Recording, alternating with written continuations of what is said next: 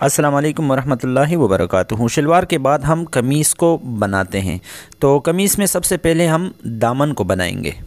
दामन में ये पिछला साइड अगला साइड पे करते हैं और ये पिछला साइड है, इसमें यहाँ से हमने शुरू करना है। आर्म होल के नीचे से ये जो जेब की जगह है यहाँ से हमने शुरू करना है। ये जेब के लिए जगह, और इसके बाद ये 4, सवा 4, 4.5 इंच का जगह जो हमने कट लगाया था ये छोड़कर फिर नीचे से दामन को शुरू करना है। और दामन बिल्कुल बारीक होनी चाहिए, मतलब ये चौरस दामन में हो और गोल दामन में हो, जैसे भी हो, बिल्कुल जितनी बारीक हो ना इतनी अच्छी लगेगी ये। और अगर मोटी हो, जो नए बहन भाई हैं वो मोटी दामन मोड़ें तो भी मतलब के चलेगा, साथ साथ ये हाथ में सफाई आएगी और ये पतली होगी। और ये दामन वाले फुर्जे की मदद से भी हम बनाते हैं। डिस्क्रिप्शन में मैं लिंक देता हूँ, उसमें आप देखें। इंशाल्लाह बिल्कुल आसान से आसान तरीका है और उस तरीके से भी आप आसानी के साथ बना सकेंगे। तो इस तरीके से आपने दामन को दोनों साइडों से मतलब सिलाई कर लेनी है। और ये फिर दूसरे साइड के मतलब जेब के लिए जगह,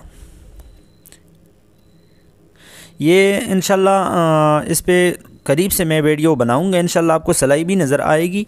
और ये अभी आपको सिर्फ तरीका मतलब के समझाना मकसूद है कि आप तरीका समझ जाएं। जो नए बहन भाई हैं उनके लिए मतलब के सीखने में आसानी हो कि कपड़े को किस तरह रखा जाता है और फिर सिलाई किस तरह की जाती है। तो सिलाई भी आपको इंशाल्लाह दिखाएंगे। ये देखें, आपने दामन को, ये जो अंदर का कपड़ा है ये बिल्कुल नीचे पहुँचा देना है अंदर। और ये तकरीबन आधे इंच से लेकर 1.25 इंच तक हम नॉर्मली बनाते हैं दामन को नीचे की साइड से। और अक्सर कस्टमर की जो मतलब कि फरमाइश होती हैं 1 इंच का भी हम दामन मोड़ देते हैं।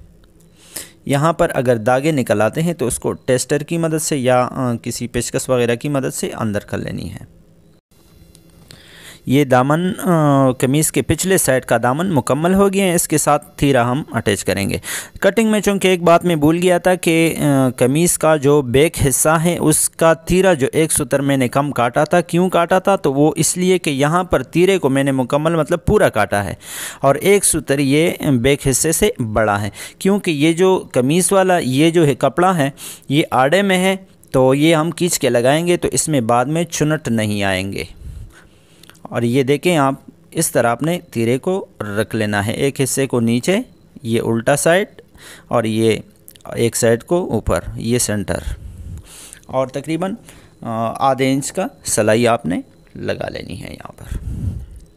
और बीच वाला यानी कमीज़ वाला जो हिस्सा है इसको थोड़ा खींच के आपने निशान तक पहुंचा देना है ताकि इसमें चुनट नहीं आए। इस्त्री के बाद अक्सर कपड़ा ऐसा होता है कि कटिंग में कोई इस्त्री नहीं करता उसे, तो बाद में फिर यहाँ पर बहुत सारे चुनट आ जाते हैं। ये आपने थोड़ा सा खींच के लगाना है ताकि बाद में इसमें चुनट नहीं आए। और कट जो है तीरे वाली और कमीज़ वाली वो एक दूसरे के बिल्कुल बराबर होने चाहिए। ये देखो बिल्कुल फिक्स पहुंच गई हैं। और इसके ऊपर अगर आपने सिलाई लगानी है तो भी लगाएं, मजबूती के लिए सही होती हैं। पर यह है कि इसमें ये जो कपड़ा है ये आपने बिल्कुल बराबर रखना है, मतलब दोनों एक जैसे होने चाहिए। बाद में अगर चाहिए थोड़ा सा ऊपर वाला हम कम करेंगे, मगर अभी से बिल्कुल बराबर रखने हैं आपने।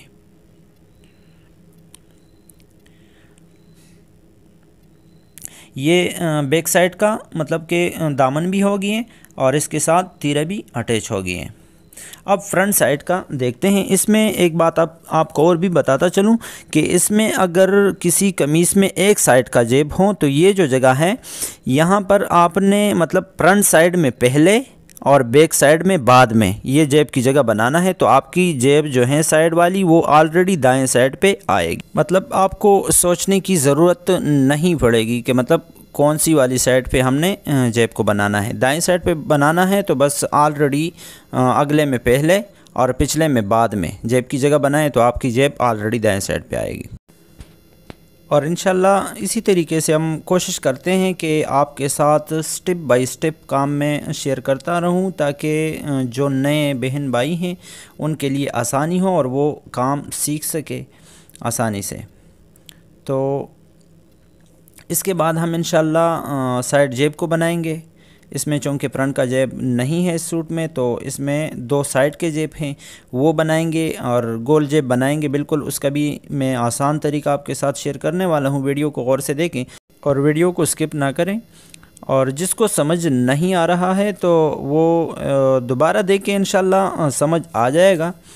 और बिल्कुल आसान तरीका, और मैं कोशिश ये करता हूँ कि जितना मेरे इल्म में है, जितना आसान तरीका हो वो मैं आपके साथ शेयर करूँ, और काम मतलब कि भी अच्छा हो। ऐसा नहीं हो कि आसान हो और काम सही नहीं हो, नहीं, काम भी अच्छा हो और आसान भी हो। ऐसा तरीका मैं आपके साथ जितने भी तरीके हैं इंशाल्लाह मैं शेयर करूँगा। तो दामन को एक जैसे आपने मतलब फ्रंट और बैक साइड को बना लेना है। उसके बाद इंशाल्लाह हम जेब को इस वीडियो में बनाएंगे और उसके बाद इंशाल्लाह स्टेप बाय स्टेप हम आगे चलते रहेंगे।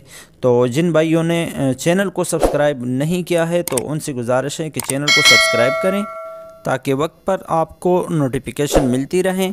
और ये अभी साइड की जेब, तो हमने यहाँ से फिर यहाँ से यहाँ तक सिलाई लगा लेनी है और यहाँ से यहाँ तक। ये आधे इंच से लेकर 1.25 इंच का कपड़ा हमने छोड़ देना है सिलाई के लिए। ये बाद में हम जब सिलाई मतलब जेब कमीज़ में लगाएंगे तो आपको मालूम हो जाएगा। बिल्कुल आसान तरीका है इस तरीके से।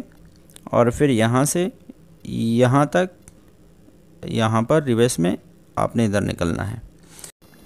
धागे काटकर आपने जो है इसमें छोटे छोटे टुक लगा लेने हैं। ये एक किस्म का ओवरलॉक है, फिर बाद में धागे नहीं निकलेंगे। यहाँ से छोटे छोटे टुक लगा लेने हैं और इसके बाद फिर दूसरा जेब भी उसी तरीके से आपने मतलब सिलाई कर लेना है। और इसके बाद मतलब हम इसे सीधा करेंगे और फिर इसके ऊपर भी सिलाई लगाएंगे। इंशाल्लाह ये स्टेप बाय स्टेप मैं आपके साथ शेयर करता रहूँगा। जिस तरह हम सूट बनाते हैं उसी तरीके से इस तरह आपने इसमें भी छोटे छोटे टुक लगा लेने हैं। ये अभी आपने इसको मतलब इस तरीके से सीधा कर लेना है और इसके ऊपर आपने सिलाई लगा लेनी है, यहाँ से लेकर सीधा यहाँ तक या यहाँ से यहाँ तक, वो आपकी मर्ज़ी है। पूरे जेब में लगा लेते हो या सिर्फ ये गोलाई में, हम तो पूरे में ही लगा लेते हैं। देखें आप, यहाँ से हमने सिलाई को शुरू कर दी है, यहाँ तक हम आ गए तो इसको पीछे करके ये जो हमने कपड़ा छोड़ दिया था इसको छोड़ के हमने नीचे हो जाना है। और ये जो कपड़ा है ये इसमें ख्याल ये रखें कि मतलब एक ही जैसा मतलब पूरा मुड़े, कोई कम ज़्यादा नहीं हो कि जेब टेढ़ा ना हो जाए या एक साइड ज़्यादा एक कम ना हो जाए।